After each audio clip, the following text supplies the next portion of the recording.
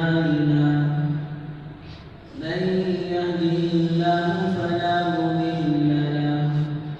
ومن يضلله فلا هادي له ونشهد أن لا إله إلا الله وحده لا شريك له ونشهد أن سيدنا وسندنا مولانا محمدا عبده ورسوله أما بعد فقد قال الله تبارك وتعالى في كلامه المجيد وفرقانه الحميد بعد أعوذ بالله من الشيطان الرجيم بسم الله الرحمن الرحيم كنتم خير أمة أخرجت للناس تأمرون بالمعروف وتنهون عن المنكر وتؤمنون بالله وقال تعالى ومن أحسن قولا ممن دعا إلى الله وعمل صالحا وقال إنني من المسلمين وقال رسول الله صلى الله عليه وسلم بلغوا عني ولو آية وقال فليبلغ الشاهد الغائب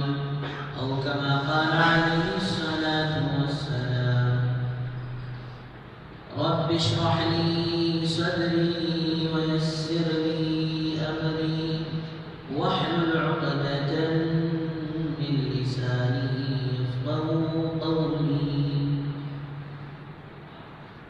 اللهم صل على سيدنا محمد وعلى آل سيدنا محمد بارك وسلم في كلام أولنا اللهم صل على سيدنا محمد وعلى آل سيدنا محمد بارك وسلم في أوسط كلامنا اللهم صل على سيدنا محمد وعلى آل سيدنا محمد بارك وسلم في آخر كلامنا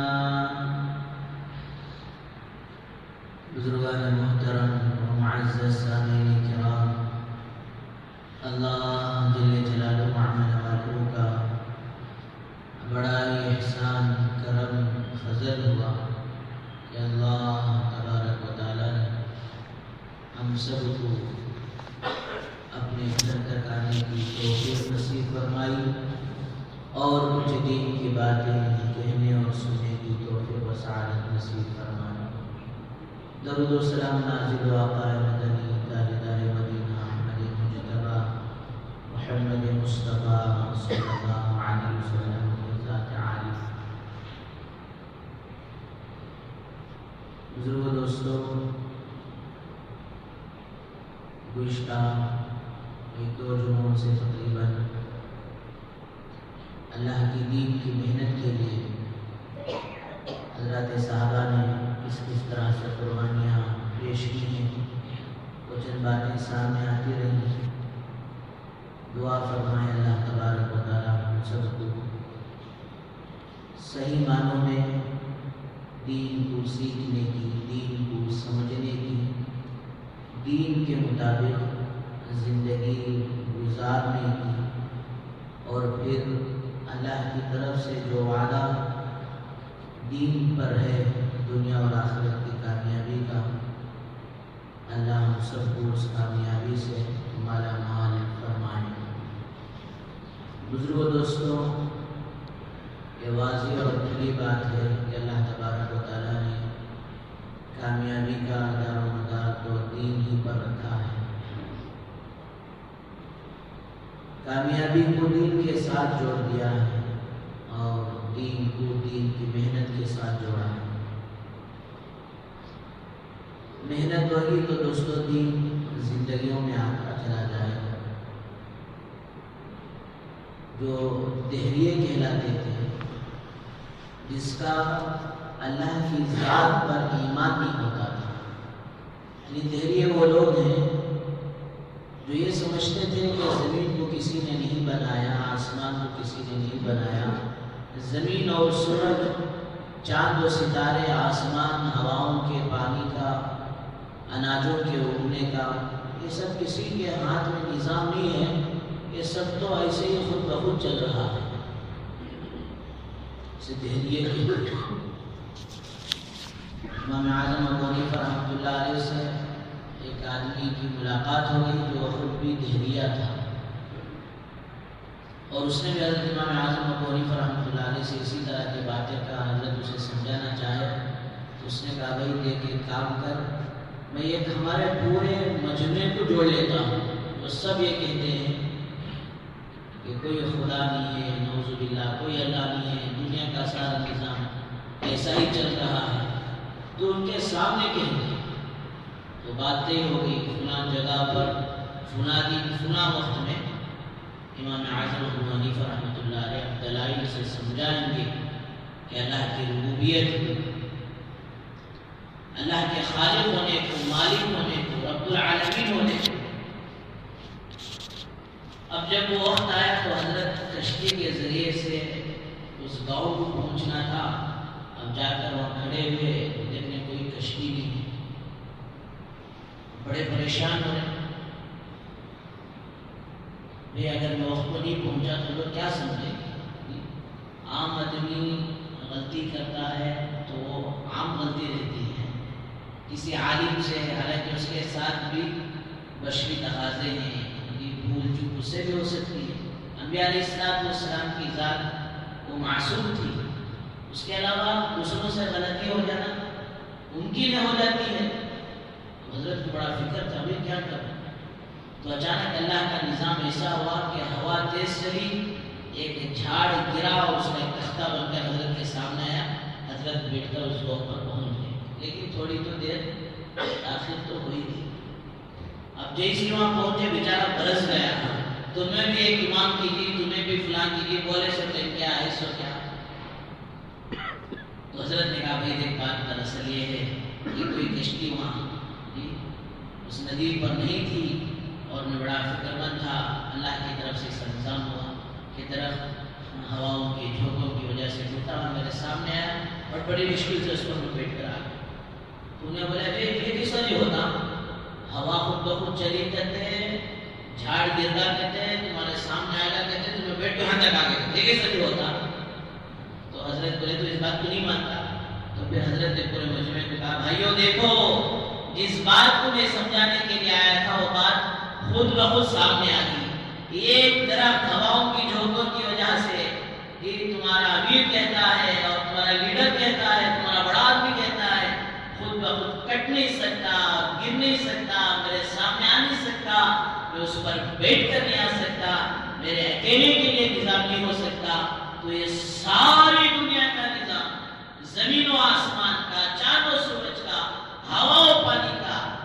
یہ کیسے ممکن ہے کہ اسے کوئی کرے بغیر ہو جائے، اسے کوئی چلے بغیر یہ چل جائے؟ سارے لوگوں کے دوستوں ذہن میں، دل و دماغ میں بات اتر گئی کہ اس کے کرنے والا بھی کوئی اللہ ہے۔ ایسے دہریے قسم کے لوگ جب دوستوں ان پر محنت ہوئی ہے تو ماشاءاللہ ان کی زندگیوں میں تاریخ اس بات پر گواہ ہے کہ ان کی زندگیوں میں دوستوں دین آیا ہے۔ حضرت الیاس صاحب رحمۃ اللہ علیہ جس وقت اس دین کی محنت کا بیڑا اپنے کندھے پر اٹھایا اور محنت کا میدان جو بنایا، عجیب بات یہ ہے کہ اللہ تبارک و تعالیٰ نے میرے اور آپ کے آقا سرور کونین احمد مجتبی محمد مصطفیٰ صلی اللہ علیہ وسلم جس علاقے میں مبعوث فرمایا ہے، وہ علاقہ بھی دوستو اسی طرح کا بنجر بن چکا ہے۔ حضرت عیسیٰ علیہ السلام کے بعد تقریباً 500 سال کا زمانہ، کوئی دوستو دین کی محنت نہیں ہے، کوئی نقل و حرکت نہیں ہے۔ فرمایا وہ زمانہ ایسا بنجر بن گیا تھا کہ دوستو کوئی کسی پر حکومت کرنے کے لیے تیار نہیں ہے۔ ایک اونٹ کنویں پر آ کر پانی پیا، اور دوستو وہ اونٹ جو پینا تھا اس سے پہلے کسی کے اونٹ نے پی لیا، تو فرمایا یہ نسلوں نسلوں تک لڑائی چلتی تھی۔ بولنے والا بول کر مرنا، اپنے بچوں کو دیکھ فلاں خاندان سے بدلہ لینا کہ اس کی میری لڑائی چل رہی ہے، جب دین نہیں تھا۔ اور دوستو ایسا بنجر علاقہ کہ گھر کے اندر باپ مر جاتا تو گھر کا بڑا بیٹا اپنی ماں سے شادی کر لیتا، یا یہ کہ اس کو ایسا منحوس سمجھتے کہ گھر کے کونے میں دوستو اس کو رکھ دیتے، وہ بیوہ نہ تو کسی کی بات کرے گی نہ تو گھر میں آئے گی، اور کھانا بھی بڑی مشکل سے لے جا کر اسے۔ ایسا جہالت کا دور، ایسا امت بے دینی کے آگ میں لپیٹی گئی، وہاں دوستو سرکار دو عالم صلی اللہ علیہ وسلم نے عجیب عجیب عجیب عجیب قربانیاں دے کر، یہ سارے قربانیوں کا خلاصہ یہ ہے کہ اس دین کے لیے جتنا مجھے ڈرایا گیا، جتنا مجھے دھمکایا گیا، جتنا مجھے ستایا گیا، کسی اور نبی کے ساتھ معاملہ نہیں۔ امی جان حضرت عائشہ رضی اللہ عنہا ایک مرتبہ دوستو ایسے ہی پوچھ لیتی ہیں، اے میرے محبوب یا رسول اللہ، آپ کی زندگی میں کون سا دن بڑا مشکل گزرا تھا؟ طائف کا دن یاد دلاتی ہے۔ اللہ کے نبی صلی اللہ علیہ وسلم کی آنکھوں میں آنسو آ جاتے ہیں، عائشہ تم طائف کا حال پوچھتے ہو، طائف کا حال کچھ پر گزرے ہوئے پورے 9 سال گزر گئے، آج بھی ان تکلیفوں کو میں محسوس کرتا ہوں۔ ایسا عالم حضور اکرم صلی اللہ علیہ وسلم پر دوستو گزرا ہے۔ اور پھر جب محنت ہوئی ہے ان صحابہ پر، تو وہ صحابہ دوستو ہیرے بن گئے۔ ایک پتھر کو دوستو اس طرح تراش کر محنت کر اسے جس طرح سجایا جاتا ہے، اللہ کے نبی صلی اللہ علیہ وسلم نے ان صحابہ پر اسی محنت کی، وہ صحابہ دوستو ہیرے بن گئے، رضی اللہ عنہم ورضوا عنہ، جو اونٹ کے واسطے، اونٹ کے پہلے پانی پینے کے واسطے خاندان اور دوستو سالوں سال لڑائیاں چلتی تھی، وہی صحابہ دوستو جب موقع آیا تو جان جانے کے وقت میں ایک دوسرے سے پہلے پانی پینے کے لیے تیار نہیں ہو رہے ہیں، جان دے رہے ہیں اور اکرام کرتے ہوئے جا رہے ہیں کہ میرے سے پہلے میرا بھائی پانی پی لے، میرے سے پہلے میرا بھائی پانی پی لے۔ تینوں نے یہی سوچا، اور تینوں نے دوستو آخری وقت میں ایک گھونٹ پانی نہیں پیا، اور اسی حال میں اللہ کو پیارے ہو گئے۔ تو اگر حضرت صحابہ کی پوری تاریخ ہے، عمر رضی اللہ عنہ کے بارے میں تو کفار کو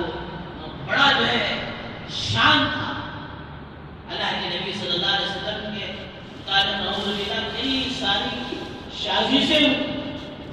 کئی مرتبہ پلان کرے کہ یہ اسلام کے دین کے چراغ کو نعوذ باللہ ختم کر دیں۔ بہت ساری دفعہ بہت سارے لوگ گئے، لیکن دوستو جب عمر رضی اللہ عنہ چلے تھے حضور اکرم صلی اللہ علیہ وسلم کو نعوذ باللہ قتل کے ارادے سے، تو سارے کفار کا مجمع اس بات پر مطمئن ہو گیا تھا، ہو نہ ہو آج ایک کام عمر کر ہی رہے گا۔ آج تک جو کام پورے مکے والوں سے نہیں ہوا، وہ عمر یہ کر ہی رہے گا۔ پورا اطمینان تھا، پورے کا پورا اطمینان تھا۔ لیکن دوستو جب گئے ہیں شہید کرنے اللہ کے نبی صلی اللہ علیہ وسلم کو قتل کرنے کے لیے، واقعہ تو آپ حضرات کو معلوم ہے کہ راستے میں ایک صحابی مل کر کہتے ہیں بھائی پہلے جا کر تمہارا گھر دیکھو، بعد میں اللہ کے نبی کے پاس جاتے، پہلے جا کر اپنا گھر تو دیکھو۔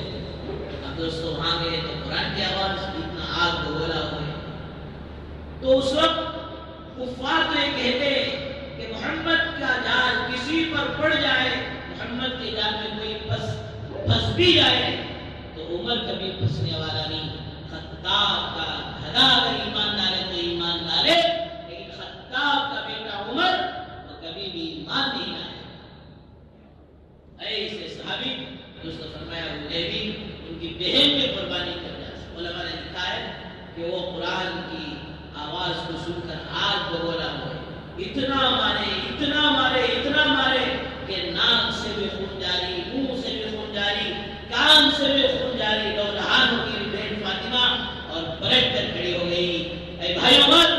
اس ماں کا دودھ تم نے پیا ہے, اسی ماں کا دودھ میں نے بھی پیا ہے. یہ جملہ تھا کہ دوستو آخر ایک عورت کمزور ہوتی ہے,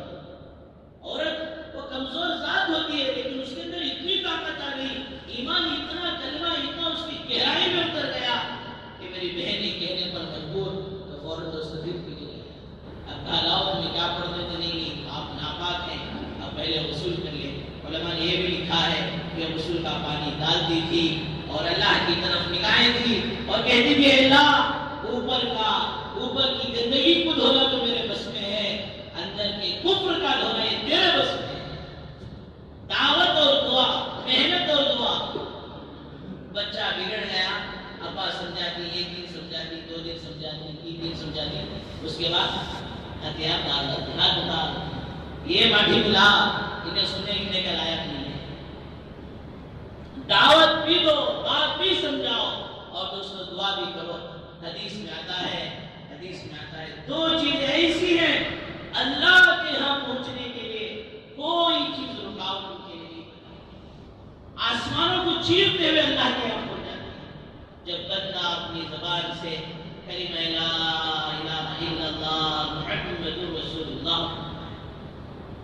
یہ کلمہ اتنا محبوب ہے اللہ کو, بغیر کسی واسطے کے آسمانوں کو چیرتے ہوئے اللہ کے پاس پہنچ جاتا ہے. تو دوسری دعا دوستو,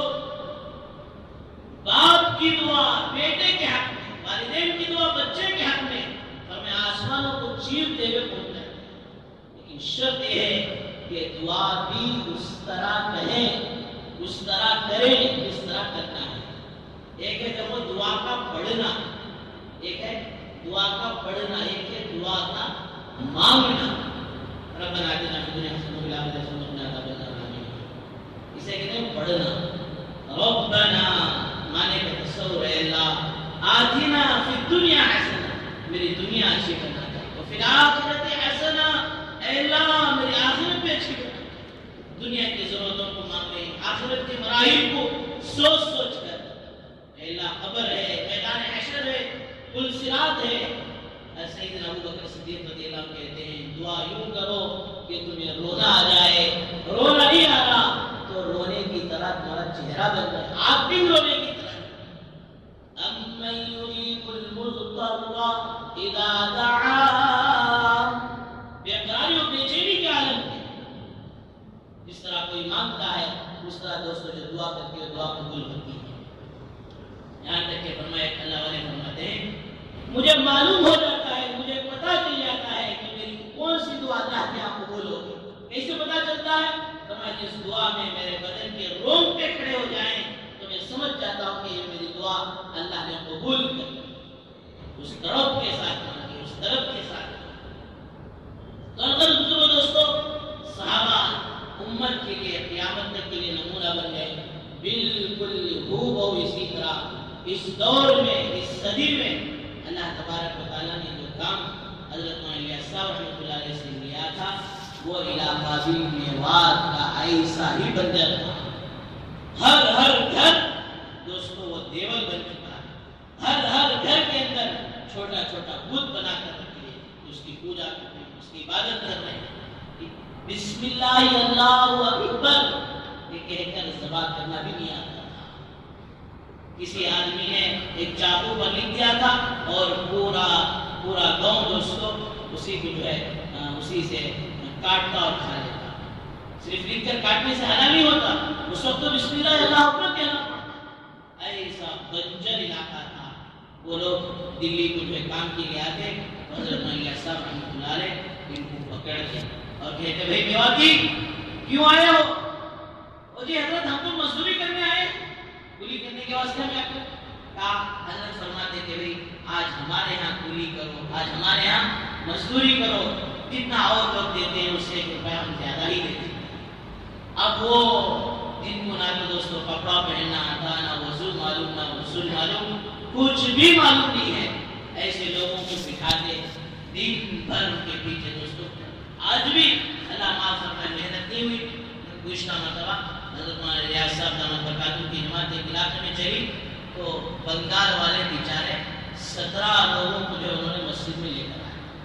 اور مولانا نے فرمایا کہ پورا صبح سے شام تک علماء کی جماعت تھی ان کے ساتھ لگا دیا تھا، شام ہو گئی لیکن انہیں کلمہ صحیح طور پر زبانوں پر نہیں آیا، لا الہ الا اللہ محمد رسول اللہ نہیں پڑھ سکتے۔ تو پھر دن بھر ان کو بٹھاتے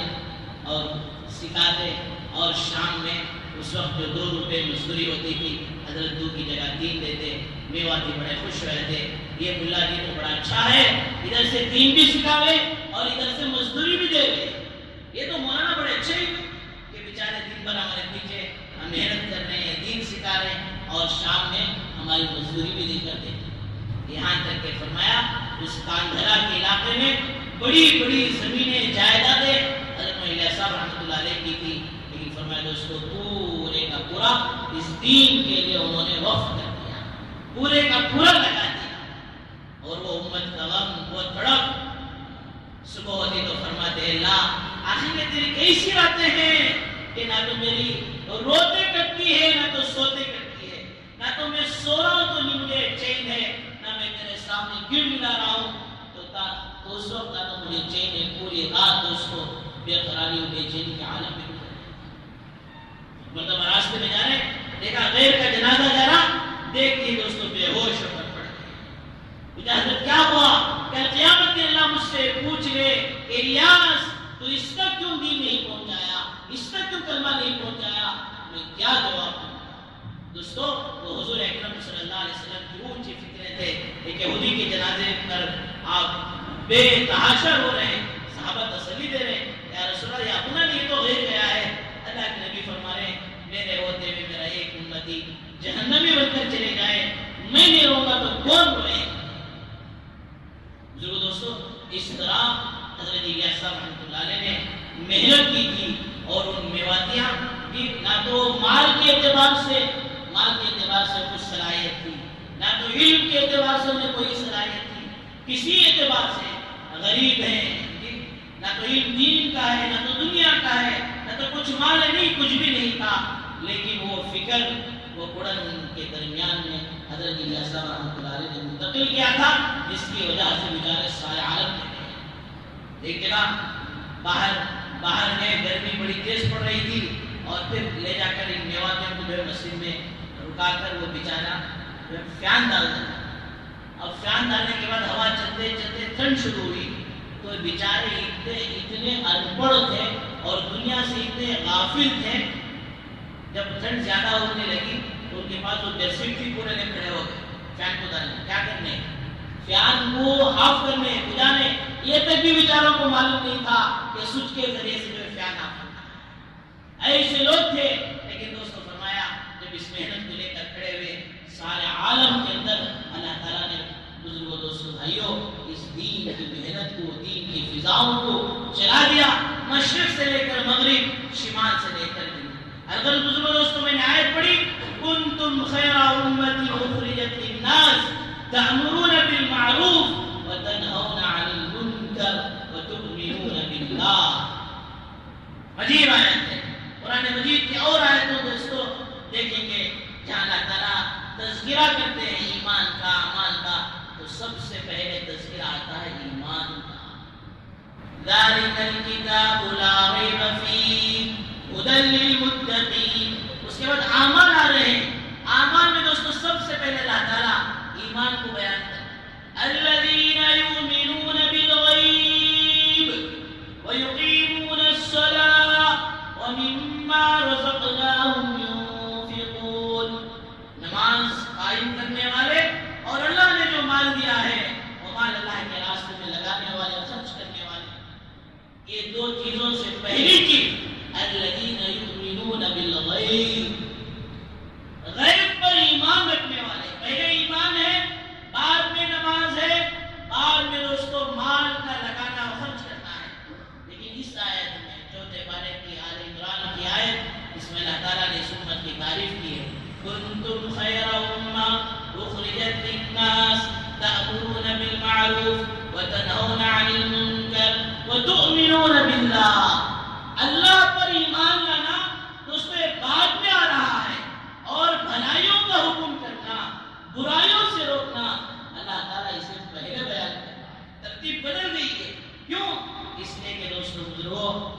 اللہ پر ایمان لانا حضرت آدم علیہ السلام سے لے کر اس امت تک اور حضرت عیسیٰ علیہ السلام تک یہ پوری عمومی بات تھی کہ ہر کسی کو ایمان لانا ہی ہے، بعد میں دوسرے اعمال ہیں۔ لیکن دوستو اس امت کی ایک امتیازی شان ہے، اس امت کے اللہ نے ایک شان بڑھا دی ہے، اس نے کہ اسے کام دیا ہے۔ اس لیے اللہ تبارک و تعالیٰ پہلے اس امت کی شان بتانے کے لیے فرمایا ایمان، اللہ پر ایمان لانا یہ تو سب میں عام تھا، لیکن اس امت کے لیے ایمان کے ساتھ ایک خاص کام ہے، وَتَأْمُرُونَ بِالْمَعْرُوفِ، بھلائیوں کا حکم کرنا، وَتَنْهَوْنَ عَنِ الْمُنْكَرِ، اور برائیوں سے روکنا اس امت کی خاص شان ہے۔ اور یہ بھی اسی وقت قابل قبول ہے، تؤمنون باللہ، جب اللہ پر ایمان لایا جائے۔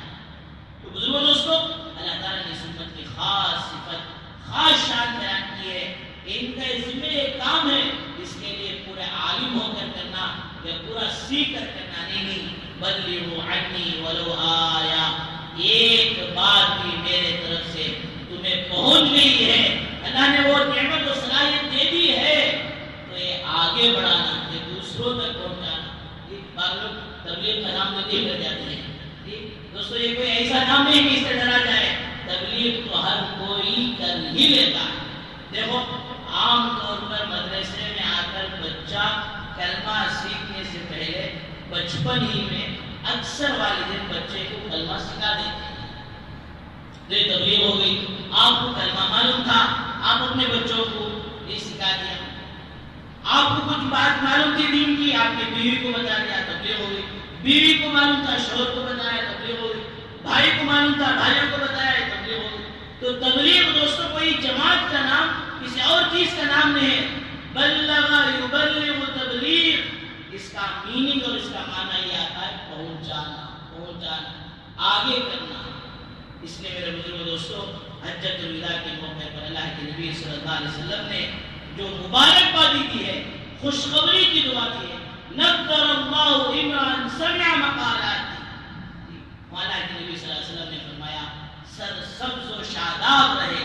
ہرا بھرا رہے، اس کی دنیا اور آخرت چمک جائے، اس میرے امتی کی سمع مقالاتی، جو میری باتوں کو سنے، پھر اسے محفوظ کر لے۔ عام طور پر شیطان یہ دھوکہ داتا تھا کہ بھئی میں ہی عمل نہیں کر رہا، میں دیکھ کے دوسروں کو بولتا، میں عمل نہیں کر رہا، میں دیکھ کے دوسروں کو عمل نہیں کرنا۔ دوستو ایک جرم ہے، اور دین کی بات معلوم ہوتے ہوئے دوسروں کو نہیں پہنچانا ہے دوسرا جرم ہے۔ اللہ کے نبی صلی اللہ علیہ وسلم نے اس دعا میں یہ نہیں سکھایا کہ تم میری بات سننے کے بعد خود عمل کرو اور دوسروں تک پہنچاؤ۔ خود عمل کر کر پہنچانا دوستو یہ بات اور الگ ہوتی ہے، نور معنا نور ہو جاتی ہے۔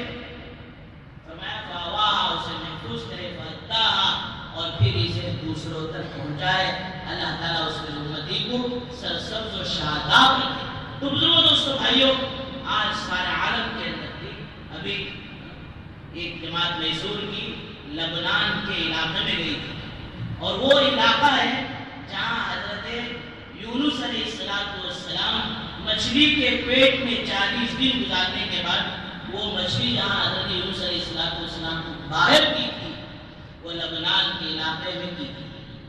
وہاں جماعت ہوئی تو ماشاءاللہ محنت بھی، تو انہوں نے سب سے پہلے یہ پوچھا، جب جماعت یہ کرناٹک کی ہے، بنگلور شہر سے آئی ہے، میسور سے آئی ہے، تو یہ پوچھے کہ بھئی ہمارے مولانا عاصم قریشی صاحب کیسے ہیں؟ تب ان کو بتایا گیا کہ حضرت کا چند مہینے پہلے انتقال ہو گیا، تو بڑا افسوس کیا۔ اور پھر انہوں نے کہا کہ ایک زمانہ پہلے آ کر حضرت مولانا قاسم قریشی صاحب رحمۃ اللہ علیہ اس علاقے میں محنت کیے تھے، اور انہوں نے بتایا کہ بھئی دیکھو یہ جتنا علاقہ تمہیں نظر آ رہا ہے، ہرا بھرا نظر آ رہا ہے، ہرا بھرا کا مطلب دین نظر آ رہا ہے، لوگوں میں دین، مسجد آباد ہوتے ہوئے، مدرسے آباد ہوتے ہوئے، مسجد میں پردہ، یہ جو کچھ دین کے نقشے نظر آ رہے ہیں، یہ سب حضرت مولانا قاسم قریشی صاحب رحمۃ اللہ علیہ کی محنت ہے۔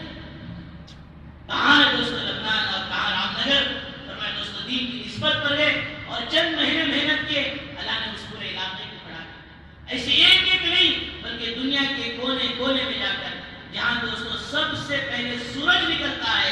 سب سے پہلے صبح کی اذان ہوتی ہے اور اس کے بعد کوئی زمین کا حصہ نہیں ہے، کوئی دنیا نہیں ہے، صرف پانی ہی پانی، سمندر ہی سمندر ہے۔ الحمدللہ وہاں بھی آج دین کی محنتیں ہو رہی ہیں۔ تو اللہ تعالیٰ کو دوستو یہ ادا بڑی پسند ہے۔ دیکھو ہم پر اللہ نے ذمہ داری دی ہے۔ اللہ کے نبی صلی اللہ علیہ وسلم نے فرمایا لوگوں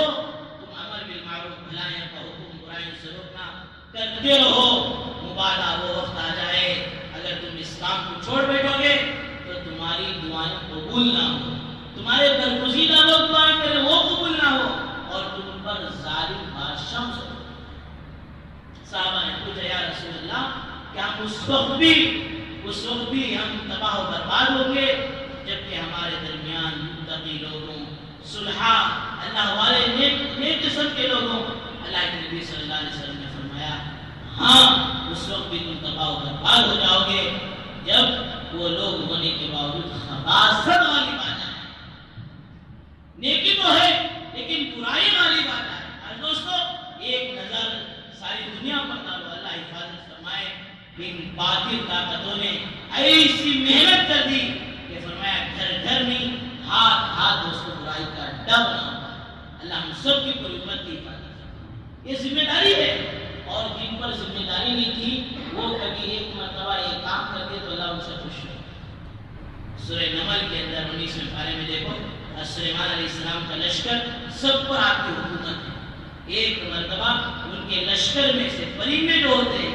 اس میں سے ہدہد پرندہ نہیں تھا۔ حضرت سلیمان علیہ السلام وہاں گئے اور جا کر پوچھا ہدہد پرندہ کہاں ہے؟ فقال ما لي لا أرى الهدهد أم كان من الغائبين، کیا وہ غائب ہو گیا ہے؟ تو علماء مفسرین نے لکھا ہے یہاں ہر اپنے بڑے کی ذمہ داری ہے اپنے چھوٹوں کی وہ نگرانی کرے، ان کی فکر کرے۔ اللہ کے نبی صلی اللہ علیہ وسلم کی مجلس میں کوئی صحابی نہیں ہوتے تو آپ اسے پوچھتے بھی کہاں بیمار ہے تو تیمارداری کرتے، کوئی پریشانی ہے تو اس کے لیے کوئی تدبیر سوچتے۔ عمر رضی اللہ عنہ حضرات اولیاء اللہ اس کی فکر کی ہے، اور اللہ معاف فرمائے دوستو آج یہ چیز ہمارے اندر سے نکل۔ الغرض واقعہ بڑا تفصیل ہے کہ ہدہد پرندہ نہیں ہے۔ سلیمان علیہ السلام کہہ رہے ہیں لَأُعَذِّبَنَّهُ عَذَابًا شَدِيدًا أَوْ لَيَأْتِيَنِّي بِسُلْطَانٍ مُبِينٍ، آیا تو اسے بڑی زبردست سزا دوں گا یا تو کوئی وضاحت دے کر آئے۔ تو آ کر کہا اے سلیمان علیہ السلام میں ایک ایسی خبر لے کر آیا ہوں جو آپ کے علم میں نہیں ہے۔ ملکہ سبا ایک عورت ہے، اس کا بڑا عرش ہے، اس کا بیٹے کا بڑا فرش ہے۔ مفسرین نے لکھا ہے کہ 30 ہاتھ چوڑا اور 40 ہاتھ لمبا تھا۔ وہ پتھروں کے پلروں پر بنا تھا، اس پر بیٹھی تھی، اور وہ پوری قوم وہ سورج کو سجدہ کرتی تھی۔ الغرض